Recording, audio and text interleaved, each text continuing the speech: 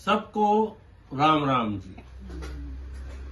आज बड़ा पावन दिन है क्योंकि आज हमारे आराध्य, हमारे इष्ट प्रभु श्री राम जी का प्राकट्य उत्सव रामनवमी का दिन है और आप सबको मेरी तरफ से आप सबको रामनवमी की बहुत बहुत शुभकामनाएं।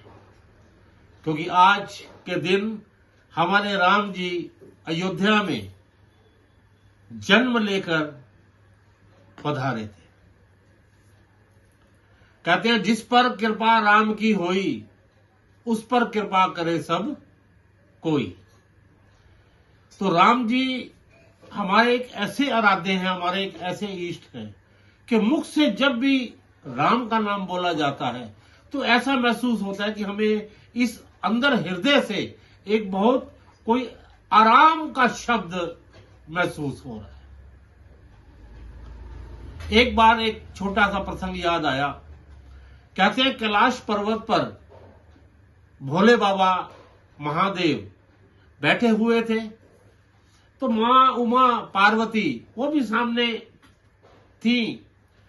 तो कुछ देर बाद भोले बाबा नीचे धरती की तरफ प्रणाम करते थे। फिर थोड़ी देर हुई, फिर भोले बाबा बैठे बैठे कैलाश पर नीचे धरती की तरफ प्रणाम करते थे। तो पार्वती से नहीं रहा गया। पार्वती आई भोले बाबा से बोली कि हे मेरे महादेव, आप देवों के देव, सभी सृष्टि से सबसे बड़े आप ये नीचे धरती की तरफ थोड़ी थोड़ी देर बाद किसको प्रणाम करते हैं? तो भोले बाबा ने कहा कि पार्वती तुझे क्या बताऊं, चलो छोड़ो पर। वो क्या नहीं, पार्वती के मन में एक वो हुई कि मैं पूछूं तो सही आपसे। मेरे भी तो मन में आए कि आप किसको प्रणाम करते हैं। अगर आप प्रणाम करते हैं तो मैं भी प्रणाम करूं। तो भोले बाबा ने बड़े प्यार से मां पार्वती को बताया कि हे पार्वती, मेरी बात बड़े ध्यान से सुनना। तुमने पूछा कि मैं नीचे धरती की तरफ थोड़ी देर में प्रणाम क्यों करता हूं, तो उसकी वजह है कि जो भी धरती के ऊपर राम राम बोलता है, वो एक बार राम राम बोलता है तो मैं उसको 3 बार प्रणाम करता हूं। ये मेरे भोले बाबा ने मां पार्वती को समझाया। तो जो भी नीचे एक बार राम राम बोलता है मैं उसको 3 बार प्रणाम करता हूं। क्योंकि कहते हैं कि राम जी भोले बाबा के बगैर पूरक नहीं है और भोले बाबा राम जी के बगैर पूरक नहीं है। ये दोनों आपस में एक दूसरे के पूरक हैं। राम जी क्या कहते हैं कि जो भोले को नहीं भजता, जो शंकर भगवान को नहीं भजता, उसको सपने में भी मेरा नाम नहीं लेना चाहिए। और जब भोले बाबा महादेव आंख बंद कर कर कई वर्षों तक तपस्या करते हैं, नाम जपते हैं, तो वो एक ही नाम जपते हैं, मेरे राम जी का नाम जपते हैं। तो राम जी और भोले बाबा ये दोनों आपस में इनका कोई भेद नहीं है। ये दोनों एक दूसरे के पूरक हैं। तो आपसे भी यही कहता हूं कि आज का दिन बहुत पावन दिन है। आज के दिन जितना भी हो सके, आज के दिन भी क्या, जब भी हो, कभी भी कहीं से मिलो, अगर आप लोग चाहते हो कि भोले बाबा कैलाश से आपको प्रणाम करें, तो आते को जाते को घर में बच्चों से अपने बड़ों से सबको राम राम बोला करो। जितना आप राम राम बोलोगे आपके घर में समृद्धि आएगी, आपके बच्चों को हर सफलता मिलेगी, आपके परिवार में हर प्रकार की खुशियां आपके घर में होंगी। क्योंकि राम जी एक ऐसे हैं, मोक्ष के द्वार हैं, वो किसी को भी किसी भी कष्ट में नहीं देख सकते। और मेरे बजरंगी तो आप जानते ही हैं कि जहां भी राम का सत्संग होता है, जहां भी राम का कार्य होता है, जहां भी कोई राम जी का नाम का कीर्तन कर रहा होता है, तो मेरे बजरंगी बिना कहे ही उस कीर्तन में, उस कथा में अपने आप चले जाते हैं। तो ये है मेरे राम जी का नाम।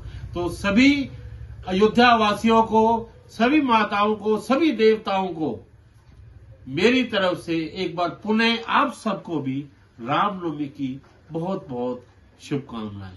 जितना भी हो सके मेरे राम का नाम आप लोग भजो, आपके लिए उत्तम है, क्योंकि बिना राम के नाम के संसार में कुछ भी नहीं है। कहते हैं कि एक बार रावण था ना, रावण लंका का राजा था। तो रावण था एक बारी, तो जब युद्ध चल रहा था तो उसने क्या करा कि जाकर उसके दरबार में किसी ने कहा कि वहां के जो हैं समुद्र के अंदर वो लोग क्या कर रहे हैं कि पत्थर के ऊपर राम नाम लिख रहे हैं और पत्थर तरे जा रहा है। तो किसी ने जाकर कहा रावण को, तो रावण ने कहा कि ये भी कौन सी बड़ी बात है, मैं भी ये कर सकता हूं, मैं भी ये कर सकता हूं। तो उसने कहा आप भी कर सकते हो। हाँ, कहता है मैं भी यहां कर सकता हूं। तो रावण भी अपने सेना का मनोबल ना गिरे इसलिए समुद्र में गया और एक पत्थर को उठाया और उठाकर कुछ बोला और समुद्र में छोड़ दिया, तो पत्थर तैरने लगा। तो सभी अचंभित हो गए, सभी रावण की सेना के अचंभित हो गए।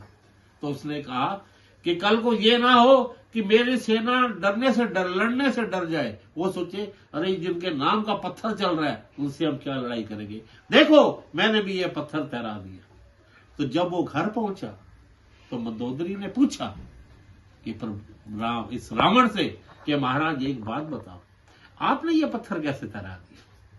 उन्होंने तो वो राम नाम लिखा था, आपने ये कैसे तैरा दिया? तो रावण ने एक ही बात कही, मंदोदरी मैंने वो पत्थर ऐसे तैरा दिया कि मेरी सेना का मनोबल ना गिरे।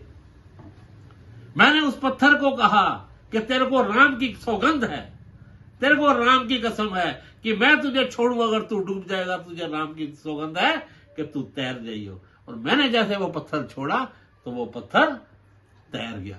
तो इतना बड़ा है मेरे राम का नाम, चाहे उसका शत्रु भी हो, उसका वो भी अगर राम का नाम लेकर करेगा तो वो पत्थर भी तर जाएगा। तो आपसे भी यही कहता हूं, सदा राम का नाम जपते रहो।